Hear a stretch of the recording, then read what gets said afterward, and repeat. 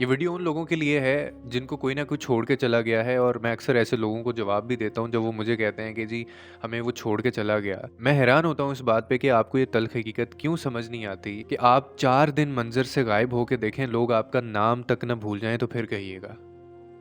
हम सारी ज़िंदगी इस फ़रेब में गुज़ार देते हैं कि हम लोगों के लिए कितने अहम हैं और इस चीज़ से कोई फ़र्क नहीं पड़ता कि आप उनकी ज़िंदगी में हैं या नहीं हैं।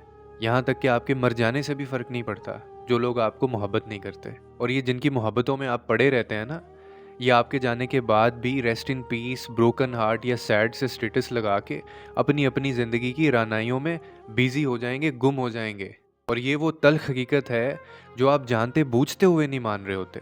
अपनी ज़िंदगी को खुदा के लिए वक़्फ़ कीजिए। इतने तो खुददार बनिए कि कोई आपको अगर छोड़ के चला गया है, तो आप पीछे मुड़ के मत देखें। इस जहालत में से बाहर आएँ। ये दुनिया एक फ़रेब है और इसके लिए खुद को तबाह